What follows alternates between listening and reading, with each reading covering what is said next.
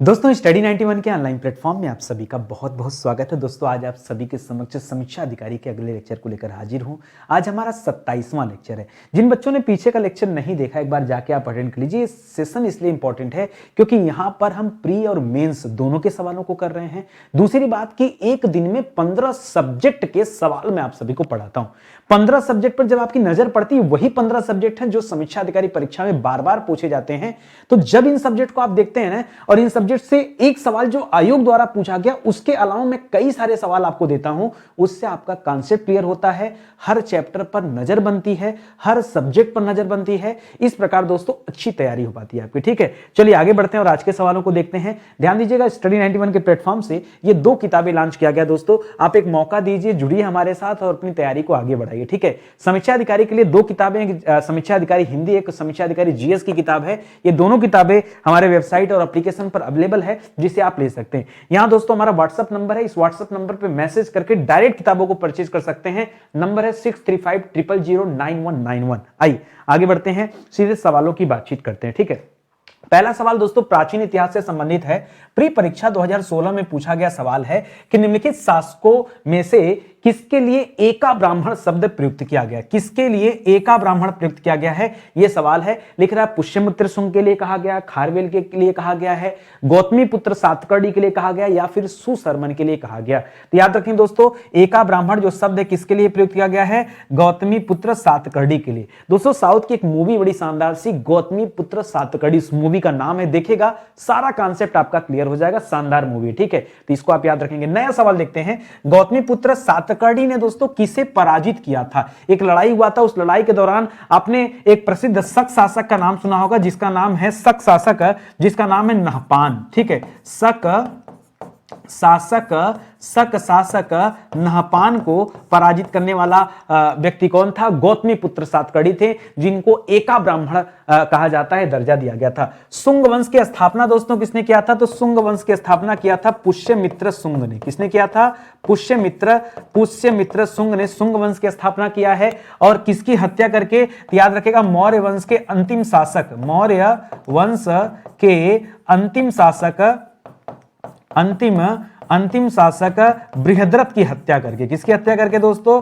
बृहद्रथ की हत्या करके। याद रखेंगे एक नई सत्ता का आरंभ होता है जिसका नाम है शुंग वंश, पुष्यमित्र शुंग के द्वारा। ठीक है, शुंग के बाद दोस्तों कर्ण वंश की स्थापना होती है और कर्ण वंश के बाद जाके सातवाहन वंश की स्थापना होती है। तो कभी कभी सवाल पूछता है, सवाल क्या पूछता है? मौर्य वंश के बाद कौन सा वंश चला है? तो शुंग वंश चला है। शुंग वंश के बाद कौन सा वंश चला है? तो शुंग के बाद कर्ण वंश चला है। कर्ण के बाद कौन सा वंश चला है? तो सातवाहन वंश चला है। सातवाहन के बाद कौन सा वंश आया है? तो कुषाण वंश आया है। कुषाण के बाद कौन सा वंश चला है? गुप्त वंश चला है। गुप्त के बाद कौन सा वंश चला है? हर्षवर्धन काल चला है। ठीक है, ये दोस्तों इसका एक सीक्वेंस है, इसको आप ध्यान में रखेंगे। आई बात समझ में? कहीं कोई डाउट नहीं है ना? चलिए आगे बढ़ते हैं, अगला सवाल देखते हैं। हाथी गुम्फा अभिलेख का संबंध किससे दोस्तों? तो यहां एक नाम आप पढ़ रहे हैं खारवेल। खारवेल का संबंध दोस्तों किससे है? याद रखेंगे हाथी गुम्फा अभिलेख से। ठीक है, खारवेल का संबंध किससे? हाथी गुम्फा अभिलेख। अगर पूछा जाए कि खारवेल शासक था, किस वंश का शासक था,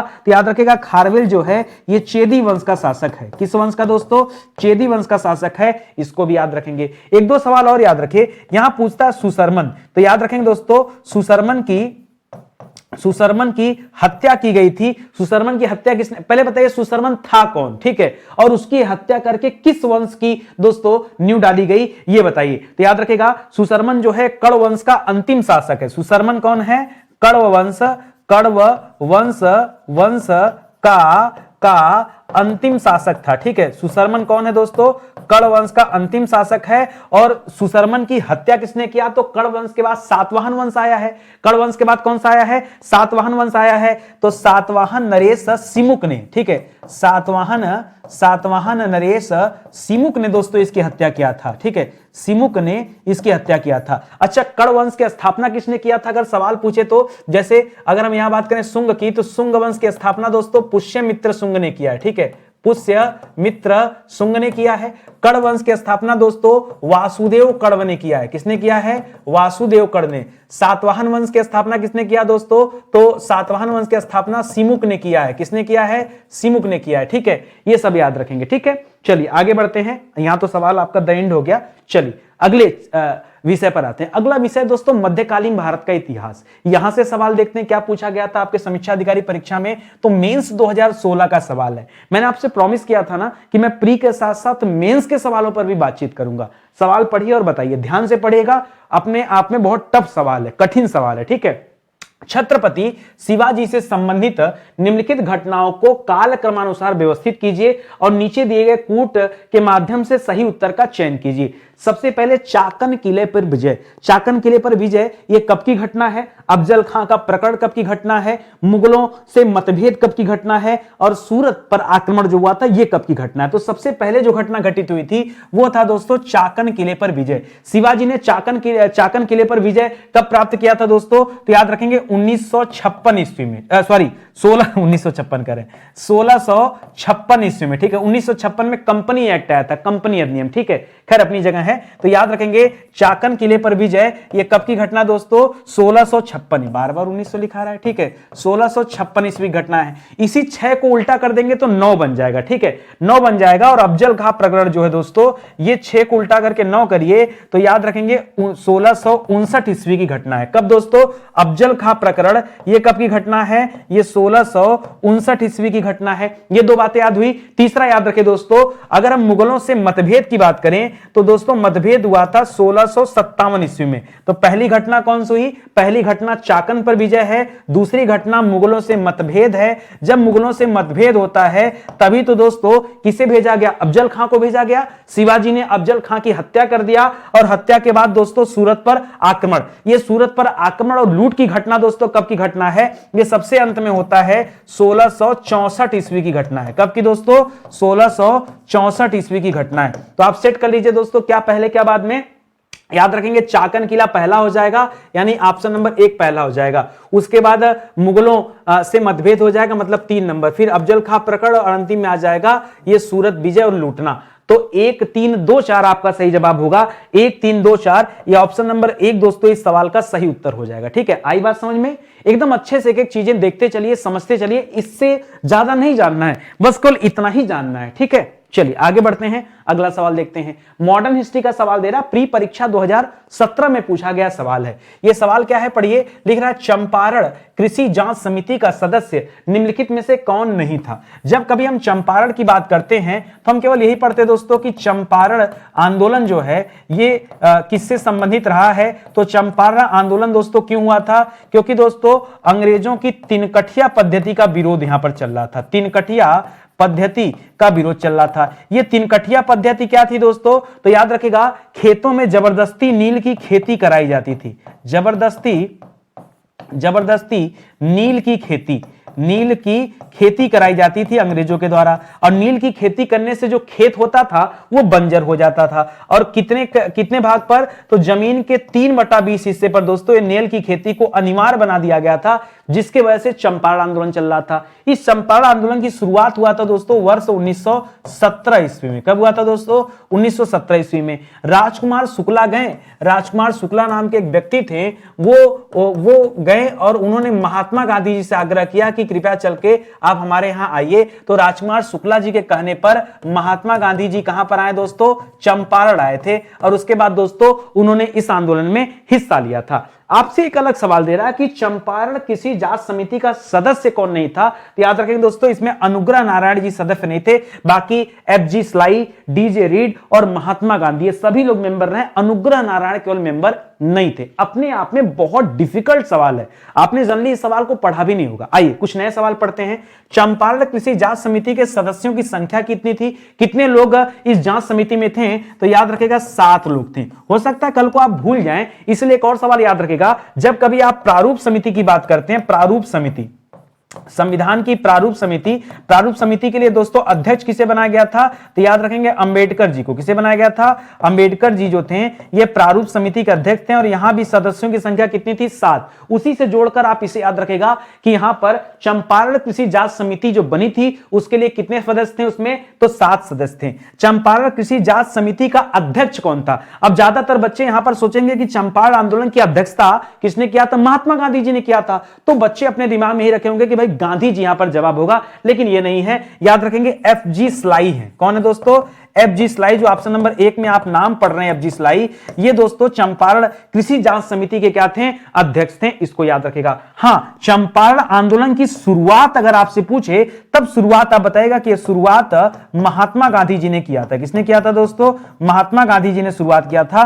कब किया था? तो वर्ष 1917 ईस्वी में किया था इस चंपारण आंदोलन की शुरुआत। ठीक है। और गांधी जी का प्रथम सत्याग्रह कौन था? यही चंपारण आंदोलन जो दोस्तों ये गांधी जी का प्रथम सत्याग्रह माना जाता है भारत में। ठीक है। ये सारे सवाल आपको याद रखने। आई बात समझ में? 1917 ईस्वी में जो कांग्रेस अधिवेशन हुआ था उसकी अध्यक्षता किसने किया था? 1917 के कांग्रेस अधिवेशन की अध्यक्षता किसके द्वारा किया गया? तो याद रखेगा एनी बेसेंट। पहली बार किसी महिला को दोस्तों अध्यक्ष चुना गया था, ये आप याद रखेंगे, लेकिन ये भारतीय महिला नहीं थी।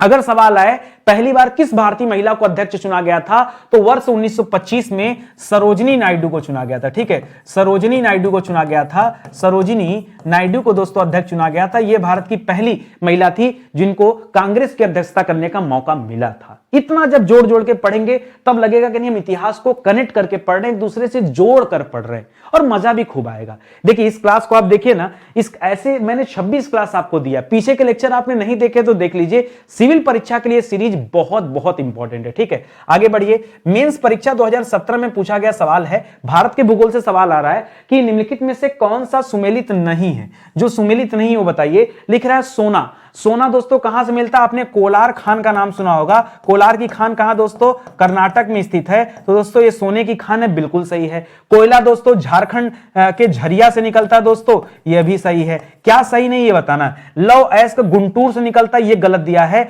लौह अयस्क दोस्तों गुंटूर गलत दिया, बल्कि आप क्योझर बता दो, क्योझर बता दो, क्योझर बता दो, या फिर मयूरभंज बता दो।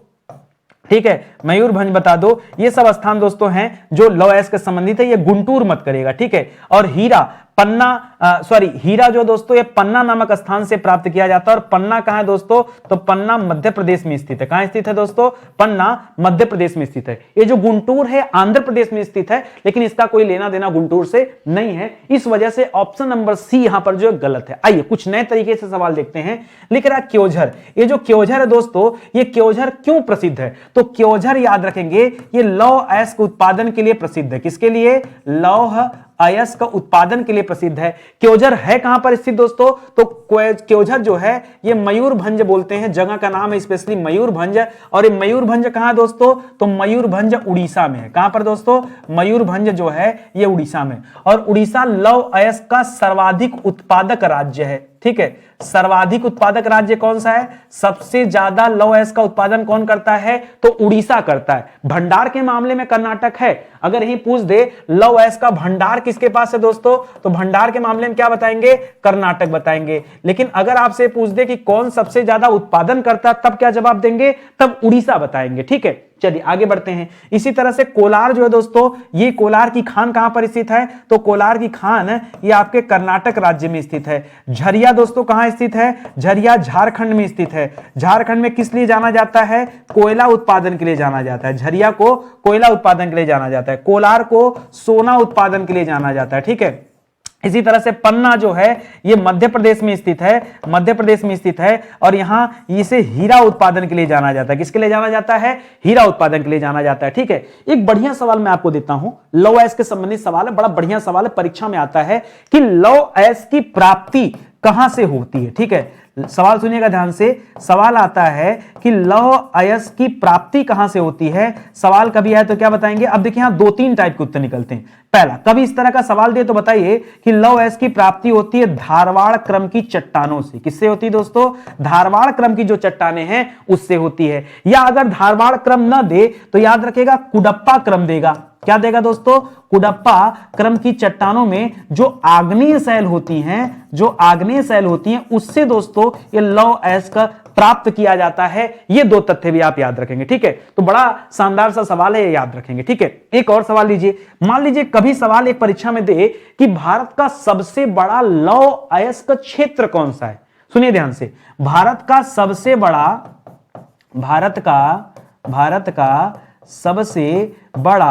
लौह अयस्क क्षेत्र, ठीक है, लौह अयस्क क्षेत्र दोस्तों कौन सा है? तो याद रखिएगा दोस्तों, बरामजादा। क्या नाम दोस्तों? हरामजादा मत बोलिएगा, बरामजादा, ठीक है, बरामजादा क्षेत्र। ये जो बरामजादा क्षेत्र है, ये उड़ीसा और झारखंड की सीमा पर पड़ता है।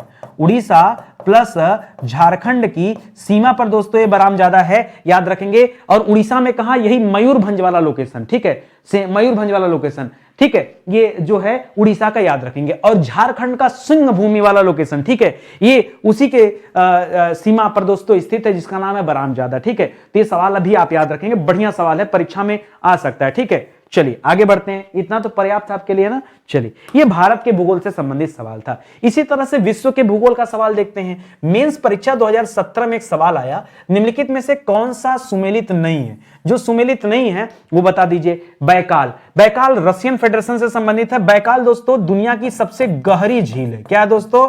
बैकाल सबसे गहरी झील है। कहां स्थित है? तो रूस में स्थित है, ठीक है, आप सभी जानते हैं, तो बिल्कुल सही है। मलावी एशिया में स्थित है, यह भी सही है। सही है कि बताइए कहां पर? आप सोचिए पहले। और कैस्पियन सागर एशिया यूरोप की सीमा पर स्थित है। अफ्रीका दुनिया की दूसरी सबसे गहरी झील है। क्या दोस्तों? दूसरी गहरी झील है, ठीक है। तो दोस्तों ये भी सही। फिर गलत क्या है? गलत है दोस्तों मलावी। मलावी जो लिखा दोस्तों, मलावी झील का एक अन्य नाम है। और पहली बात, मलावी का संबंध एशिया से नहीं है, ठीक है। मलावी झील का अन्य नाम क्या? कोई बता सकता है? मलावी की जगह कभी कभी परीक्षा में मालावी मिलता, तो कंफ्यूज मत होएगा, मलावी एक ही चीज है, ये आप याद रखेंगे। मलावी झील का ही दूसरा नाम है न्यासा। क्या नाम दोस्तों? न्यासा झील, ठीक है, न्यासा झील है, ये आप याद रखेंगे। बैकाल झील कहां पर स्थित है? तो बैकाल झील कहां स्थित है दोस्तों? यह रूस में स्थित है। कैस्पियन सागर दोस्तों कहां स्थित है? याद रखेगा, एशिया एवं यूरोप की सीमा पर। एशिया एवं यूरोप की सीमा पर स्थित है। कौन दोस्तों? कैस्पियन सागर झील, ठीक है। इसी तरह से अगला लिख रहा है, विश्व की दूसरी सबसे गहरी झील कौन सी? दूसरी सबसे गहरी तो बैकाल हो गया, और दूसरी सबसे गहरी झील जो वहां लिख रहा है दोस्तों, तंगानिका। कौन सी है दोस्तों? तंगानिका झील। ये कहां पर दोस्तों? तंगानिका, ये आपके अफ्रीका में। अच्छा, एक सवाल ये बताइए, दुनिया का सबसे बड़ा गर्त कौन सा है? सबसे निचला बिंदु, ठीक है, सबसे गहरा गर्त दोस्तों कौन सा है? तो इसका नाम है मेरियाना गर्त। क्या नाम है? मेरियाना गर्त नाम है। ये कहां पर है? ये प्रशांत महासागर में स्थित है। प्रशांत महासागर में स्थित है। और कितना गहरा है? तो 11,022 मीटर, यानी जितना ऊंचा एवरेस्ट है ना, उससे कहीं ज्यादा। एवरेस्ट तो 8,848 मीटर है, ठीक है, एवरेस्ट से ज्यादा गहराई है किसकी? मेरियाना गर्त की, याद रखेंगे, ठीक है। बाकी बैकाल झील वगैरह आप ध्यान रखेंगे। तो यहां पर ऑप्शन नंबर बी जो है बिल्कुल परफेक्ट आंसर हो जाएगा, सुमेलित नहीं है, ठीक है। आगे लिख रहा, अच्छा एशिया नहीं दोस्तों, अफ्रीका है, वो कर लीजिएगा। अच्छा, ये जो है दोस्तों जनसंख्या एवं नगरीकरण से संबंधित सवाल देख रहा है। प्री परीक्षा 2016 में पूछा गया सवाल है कि जनसंख्या वृद्धि के स्वरूप को एक दीर्घ कालावधि में घटित क्रमिक परिवर्तन को कहते हैं। क्या कहते हैं दोस्तों? घटित क्रमिक परिवर्तन को क्या कहते हैं? तो क्या कह रहा है कि जननांकी संक्रमण कहते हैं। जनसंख्या, देखिए जनसंख्या विस्फोट में क्या होता है कि जनसंख्या बढ़ती है। सीधे सीधे अपने भाषा में समझिए, जनसंख्या विस्फोट का मतलब क्या है? जनसंख्या बढ़ना। और जनसंख्या विस्फोट कब हुआ था? तो जनसंख्या विस्फोट का काल है दोस्तों 1951 से 1981। मैंने कई बार आपको बताया, ठीक है। अब एक बात तो कंफर्म होगा कि यहां विस्फोट को नहीं करेंगे, बचता है जननांकी संक्रमण, जननांकी गत्यात्मकता और जननांकी रूपांतरण। तो क्या इसमें से सही हो जाएगा दोस्तों? याद रखेंगे, घटना कब होगा? जब संक्रमण होगा, ठीक है। घटित क्रमिक में क्या करेंगे? संक्रमण करिएगा, गत्यात्मक और रूपांतरण नहीं। ऑप्शन नंबर 1 इस सवाल का सही जवाब हो जाएगा। कुछ नया मैं आपको सवाल बताता हूं। सवाल आता है कि जननांकी संक्रमण सिद्धांत उपयोग होता है, कहां पर उपयोग किया जाता है दोस्तों? तो याद रखेगा, किसी भी क्षेत्र की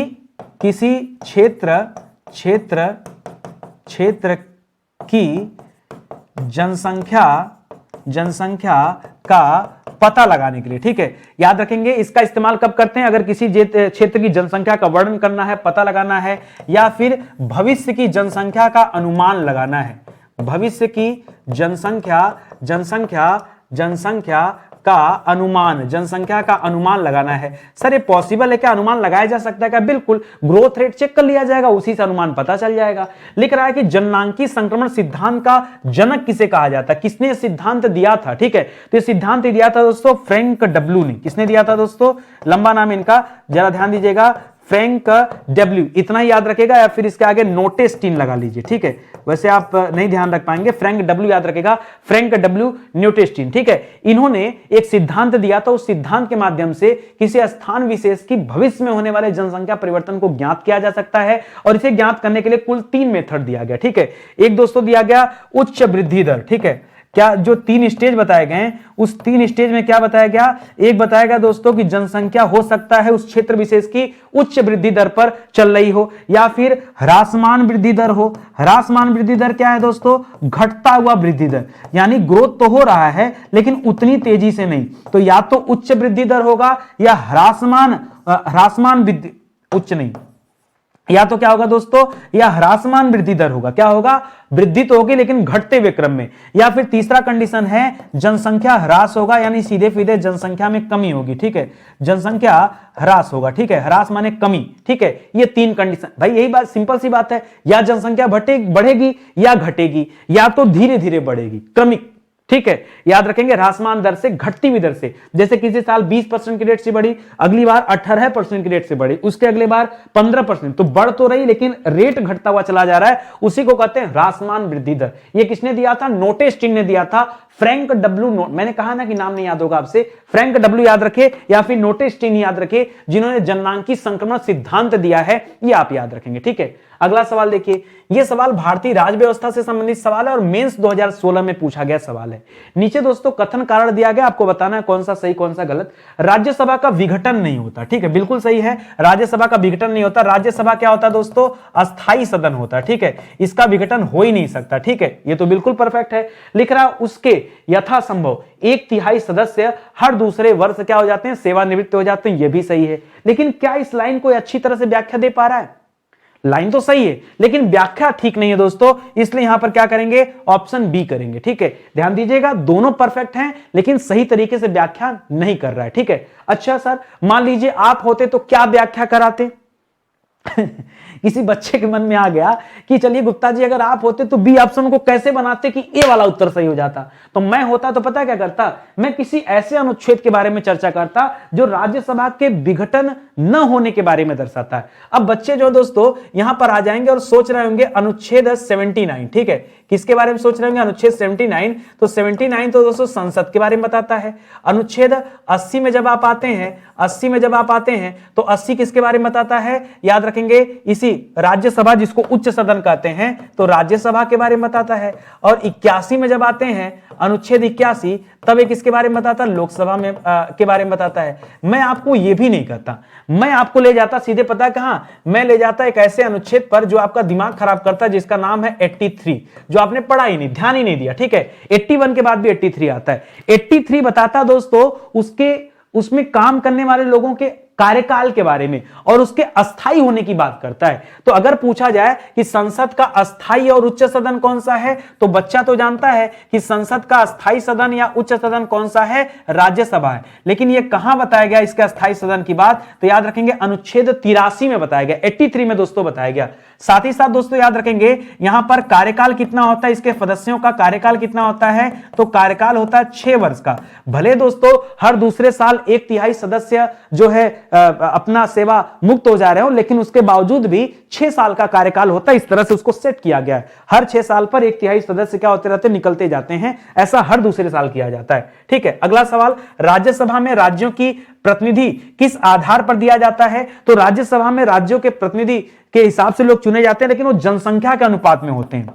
राज्य में जो जनसंख्या होती है उसी जनसंख्या के अनुपात में भेजा जाता है। अरे सिंपल सी बात है भाई, हर जगह के राज्यसभा, जैसे उत्तर प्रदेश की बात करें तो लोकसभा सीट और राज्यसभा सीट दोनों चीजें, तो हर जगह के राज्यसभा सीट अलग अलग होते हैं। वो वहां की जनसंख्या पर निर्भर करता है कि वहां राज्यसभा की कितनी सीटें हैं, ठीक है। आगे देखिए, राज्यसभा में निर्वाचित राज्यों एवं संघ राज्य क्षेत्रों के सदस्यों का चुनाव किसके द्वारा किया जाता है? ठीक है, तो इनका चुनाव किसके द्वारा किया जाता है? जो राज्य विधान सभा के सदस्यों द्वारा, राज्य विधानसभा के सदस्यों द्वारा दोस्तों इनका चुनाव होता है। देखिए, आपने कभी चुना है क्या? आपने कभी राष्ट्रपति को चुना हो तो बताइए, आपने कभी राज्यसभा के सदस्यों को चुना हो तो बताइए।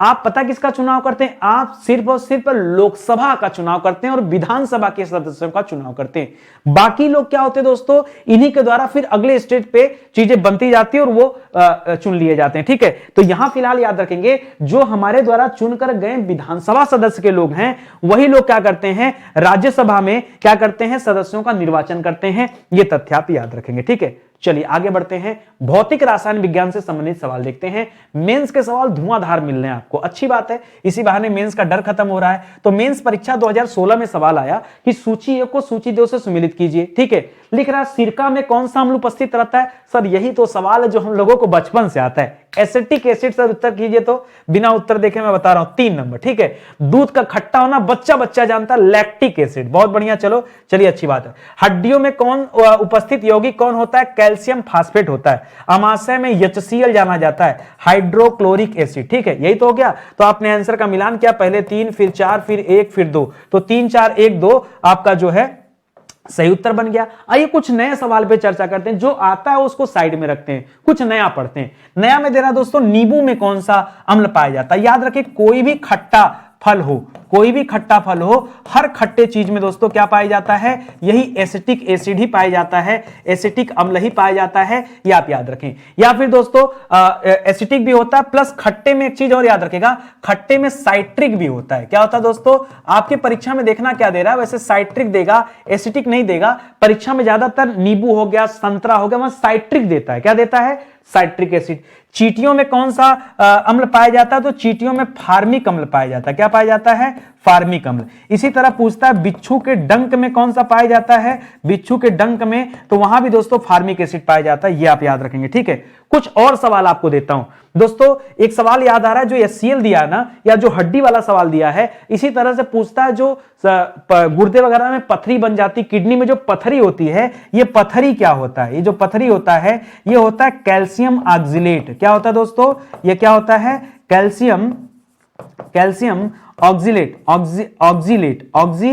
ठीक है, ये कैल्शियम ऑक्जिलेट होता है। इस पॉइंट को आप याद रखिएगा, बढ़िया सवाल है। ठीक है, और क्या क्या दे सकते हैं दोस्तों? ठीक है, हाँ, जैसे लैक्टिक एसिड दिया दोस्तों, तो याद रखिएगा लैक्टिक एसिड का इस्तेमाल दोस्तों एक जगह और हम लोग पढ़ते हैं दोस्तों। पूछता है शरीर में थकान। ठीक है, जब मानव शरीर में थकान होता है, तो थकान के कारण मांसपेशियों में कौन सा अम्ल जम जाता है? तो लैक्टिक एसिड के जमाव के कारण ही क्या होता है दोस्तों? हमें थकान लगता है। ये भी याद रखेंगे, बढ़िया सवाल है। ठीक है, सवालों को जोड़ेंगे तो बहुत सवाल मिलेंगे। बस यही है कि हम जितना जोड़ के पढ़ेंगे, हमारा कॉन्सेप्ट उतना ज्यादा क्लियर होगा। आगे बढ़ते हैं दोस्तों। अगला सवाल जीव विज्ञान से संबंधित सवाल दे रहा है। ठीक है, और मेंस परीक्षा 2016 में पूछा गया सवाल है। लिख रहा कोरोना रोगियों के उपचार।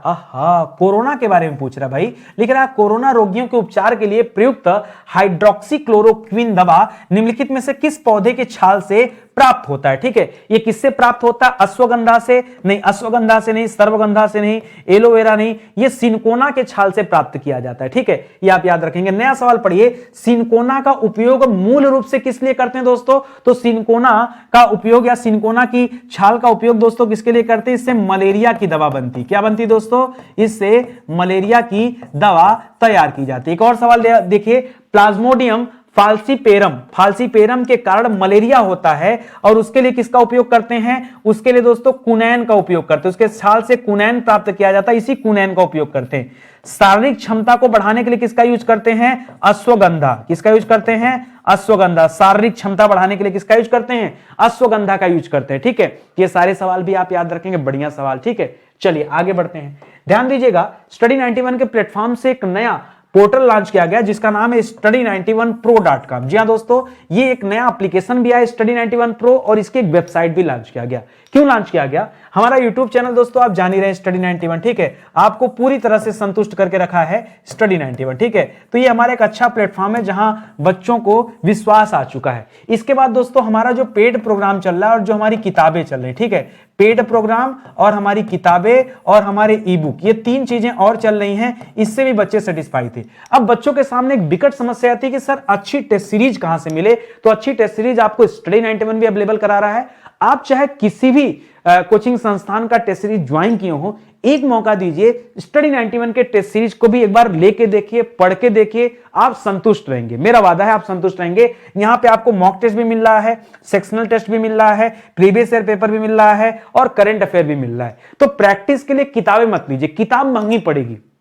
मार्केट से अगर आप किताब परचेज करते हैं, हम एक तीसरी किताब बनाने वाले थे, प्रैक्टिस बुक बनाने वाले थे, तो बच्चे का कॉल आ रहा था कि सर प्रैक्टिस बुक दे दीजिए। तो प्रैक्टिस बुक अगर हम बनाते तो आपको उतना मॉक टेस्ट नहीं दे पाते जितना आपको यहां पे मिल जा रहा है। यहां पर दोस्तों कम से कम 200 टेस्ट पेपर यहां तैयार किए गए, अलग अलग सेक्शन में जाके पढ़ेंगे तो कई सारे टेस्ट पेपर मिलेंगे। ये आपके लिए ज्यादा बेहतर होगा। और यहां वैलिडिटी भी है कि 30 दिन के लिए, 90 दिन के लिए, 180 दिन के लिए, आप जितने दिन के लिए चाहें उतने दिन के लिए ले सकते हैं। सर पता कैसे चलेगा कि टेस्ट सीरीज की क्वालिटी क्या है? बहुत बढ़िया सवाल। तो क्वालिटी चेक करना दोस्तों, तो यहां 2 फ्री टेस्ट भी दिए गए हैं। एक बार आप आइए तो सही, study91pro.com पर आइए और यूपीपीएससी RO पर आकर दोस्तों आप अपने एग्जाम को सिलेक्ट करके आप पेपर दीजिए, तब आपको समझ में आएगा कि क्या क्वालिटी है, ठीक है। तो मुझे लगता है कि ज्यादा बेहतर रहेगा प्रैक्टिस बुक खरीदने के अलावा, ठीक है। चलिए आगे बढ़ते हैं, अगले सवाल पर आते हैं। अगला सवाल दोस्तों इकोनॉमिक्स का सवाल है और प्री परीक्षा 2017 में पूछा गया सवाल है। ये बहुत बढ़िया सवाल है, इसको मैं अच्छे से एक्सप्लेन करूंगा। लिख रहा है स्टॉक एक्सचेंज में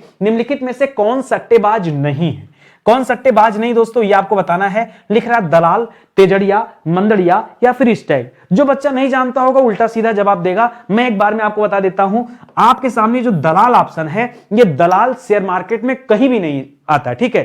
कौन कौन आते हैं? कुल मिला के 5 लोगों की बात करूंगा, 4-5 लोगों की, उन सबको समझिएगा। पहले समझिए मंदड़िया। अगर यहां पर दोस्तों तेजड़िया और मंदड़िया लिखा है तो तेजड़िया और मंदड़िया का मतलब समझिए। तेजड़िया मतलब होता है तेजी लाने वाला, तेजी लाने वाला।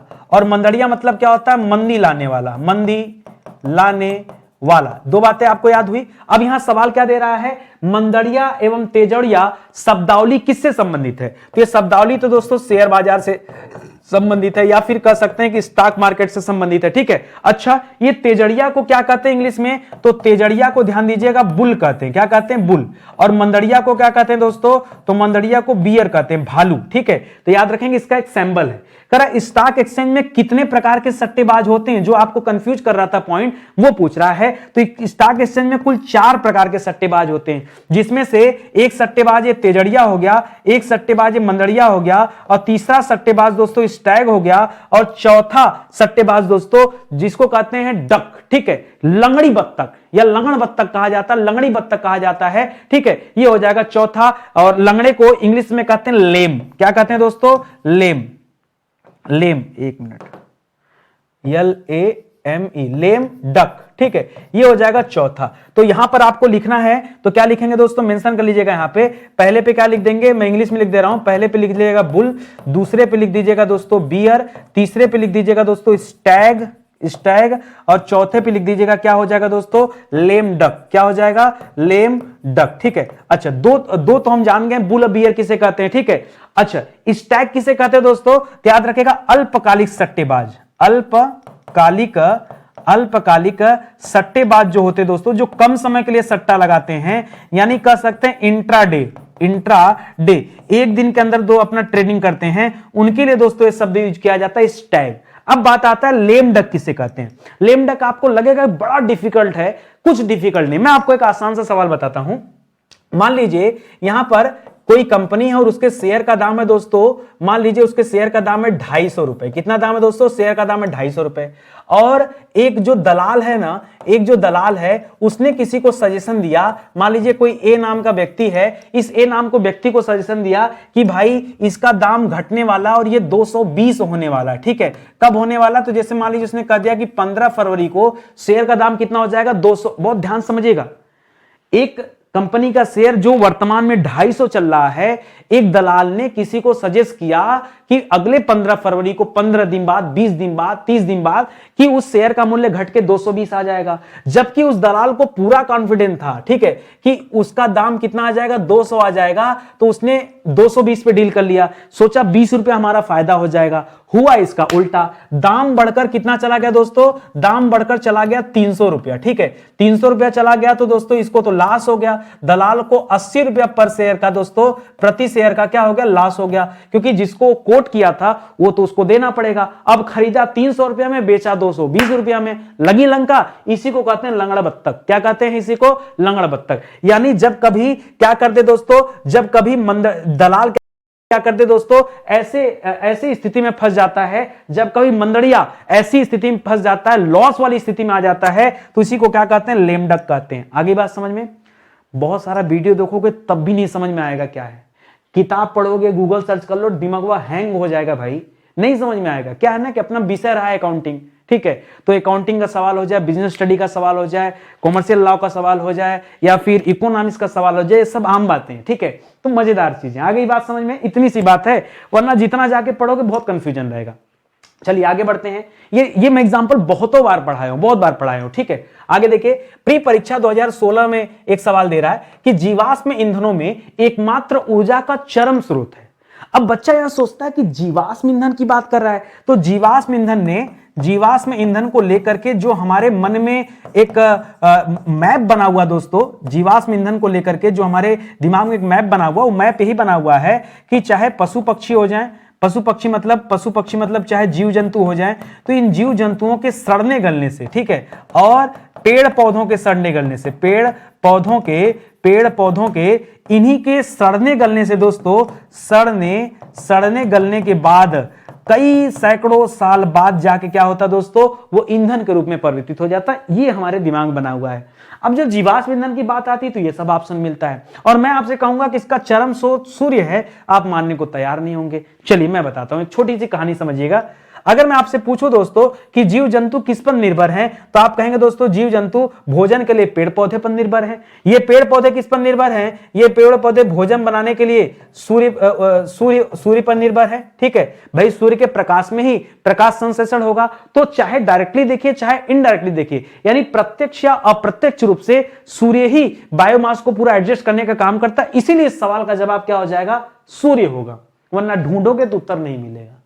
मैं अपने भाषा में आपको समझा दिया, ठीक है, जैसे मैं पढ़ा, जैसे मैं समझा, उस भाषा में आपको समझाने का प्रयास कर रहा हूं कि चाहे प्रत्यक्ष रूप से अप्रत्यक्ष रूप से सूर्य चरम स्रोत माना जाता है। क्यों माना जाता है, कंडीशन बता दिया। लिख रहा है जीवाश्म ईंधन का प्रमुख घटक क्या है, तो घटक पूछेगा तो घटक में क्या बताएंगे, चाहे कार्बन या फिर हाइड्रोकार्बन, ठीक है, कार्बन या फिर हाइड्रोकार्बन को क्या कहा जाता है दोस्तों, प्रमुख घटक माना जाता है किसका, जीवाश्म ईंधन का। जीवाश्म ईंधन के अंतर्गत आता है, कौन कौन सी चीजें जीवाश्म ईंधन के अंतर्गत आती हैं, यही चीजें जब सड़ते गलते हैं तो यही कोयला बनता है, यही पेट्रोल बनता है, यही प्राकृतिक गैस बनता है, ठीक है, यही क्या बनता है, प्राकृतिक गैस बनता है। तो ये सारे तथ्य याद रखेंगे, जितना पुराना होगा उतना वैरायटी इसका चेंज होता जाएगा, ठीक है। लिख रहा है जीवाश्म ईंधन का सर्वोत्तम विकल्प कौन सा है, ठीक है, तो जीवाश्म ईंधन का सर्वोत्तम विकल्प है हरित ईंधन। क्या है दोस्तों, हरित ईंधन, हाइड्रोजन एनर्जी, ठीक है, हाइड्रो एनर्जी जिसे आप कहते हैं, हरित हाइड्रोजन बोलिए, बल्कि क्या बोलिए,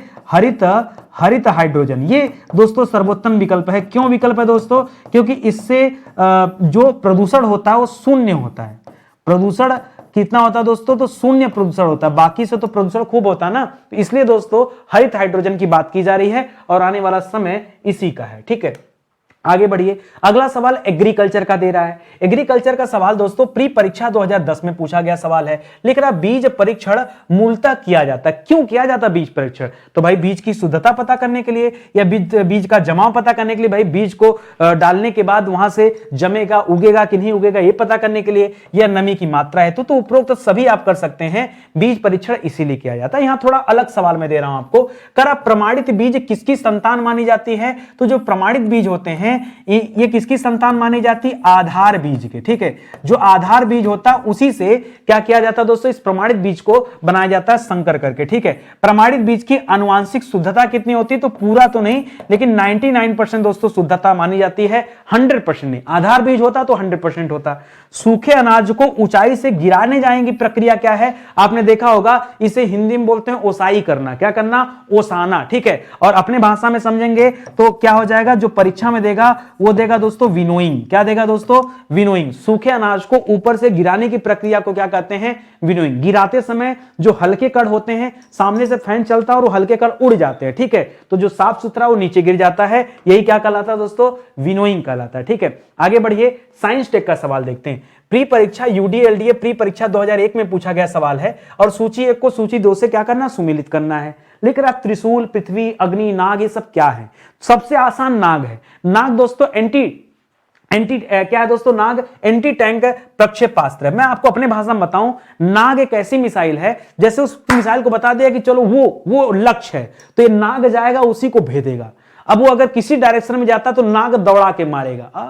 ऐसा क्या? जैसे सांप दौड़ाता ना, वैसे नाग जो है एंटी टैंक प्रक्षेपास्त्र, इसको याद रखेगा। दूसरा त्रिशूल। अब मान लीजिए आपके हाथ में ऐसा त्रिशूल और आपने ऐसा फेंका त्रिशूल, तो स्थल से कहां की तरफ? वायु की तरफ, यानी जमीन से हवा की तरफ चलता है कौन दोस्तों? त्रिशूल चलता है। इस तरह से आप बनाएगा क्या लिखेंगे? सतह से सतह नहीं, लघु परास सतह से वायु प्रक्षेपण, ये कर सकते हैं। ठीक है, लघु परास यानी जो सतह वहां से वायु प्रक्षेपण। तो एक बार मैच कराइए कि पहले का 3 और डी का 1। ठीक है, तो पहले का 3 डी का 1 ही मिल रहा है, बाकी तो आप आसानी से कर सकते हैं। जैसे पृथ्वी क्या है दोस्तों? पृथ्वी सतह से सतह पर मार करने वाली मिसाइल है। अग्नि क्या है? अग्नि माध्यमिक परास की प्राक्षेपिक निकाय है। और अग्नि जो मिसाइल दोस्तों, अभी अग्नि 5 आया था, अभी हाल ही में अग्नि 5 की टेस्टिंग हुआ है, याद रखेंगे। यह इंटर बैलिस्टिक मिसाइल है। क्या दोस्तों? Inter ballistic missile. ये इंटर बैलिस्टिक मिसाइल किसे कहते हैं? तो याद रखेगा, जो एक महाद्वीप से दूसरे महाद्वीप तक पहुंच जाए। ठीक है, यानी इतना दूर इसकी क्षमता है, 5000 किलोमीटर क्षमता है, इसलिए 5 नाम दिया गया। ठीक है, तो ये सब याद रखेंगे। लिख रहा त्रिशूल क्या दोस्तों? तो अपने भाषा मैंने आपको समझा दिया ना, त्रिशूल क्या है? त्रिशूल क्या है? यह सतह से, या सतह मत बोलिए, स्थल बोलिए से अपने भाषा में। स्थल से वायु की तरफ, वायु में दोस्तों मार करने वाला क्या है? मिसाइल है। पृथ्वी क्या दोस्तों? पृथ्वी के बारे में याद रखेगा, पृथ्वी सतह से सतह या स्थल से स्थल पर मार करने वाली मिसाइल है। अग्नि क्या दोस्तों? अग्नि क्या है? माध्यमिक परास की, माध्यमिक, या फिर कह सकते हैं कि यह क्या है? इंटर बैलिस्टिक मिसाइल है। इंटर बैलिस्टिक मिसाइल, अंतर महाद्वीपीय मिसाइल है।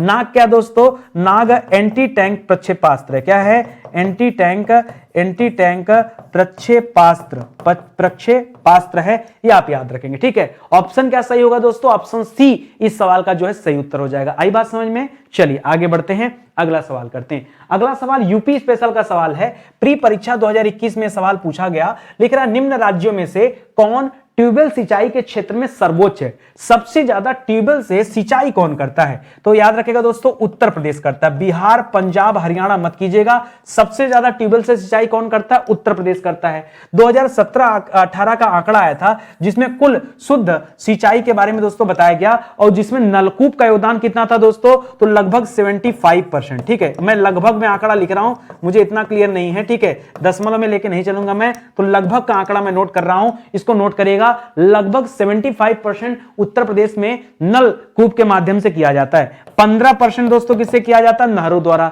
तो 75-15 कितना हो गया? 75, 5, 80, 10, 90। तो 90% तो दोस्तों यहीं से कंप्लीट हो जाता है। ठीक है, 90% सिंचाई ये केवल 2 से हो जाते हैं। बाकी कुआं द्वारा, तालाब, झील और पोखरा द्वारा तो बहुत कम हो गया है। कुएं द्वारा अभी भी होता है, लगभग 8.5% के आसपास है, और 0.5% दोस्तों रख लीजिए ये तालाब, झील या किसी अन्य माध्यम से। तो एक जो आंकड़ा है मोटी मोटा, इसका आप ध्यान रखे रहिए। ठीक है, हो जाएगा। अरे हो गया ना कितना? अच्छा 10 नहीं हुआ क्या? 80, 10, 90, 10, तो ये 8.5 है ना, तो 8.5 के बाद 9.5, 10, 1.5% करेंगे। कितना करेंगे दोस्तों? 1.5% करेंगे ना। तो 8.5 में क्या जोड़ेंगे, आधा जोड़ेंगे तो 9 हो जाएगा, 1 जोड़ेंगे तो 10 हो जाएगा, तो 1.5 लेके चलिएगा इतना, ठीक है। ये आप ध्यान रखेंगे, ये आंकड़ा आएगा। तो उत्तर प्रदेश फिलहाल ध्यान दीजिए।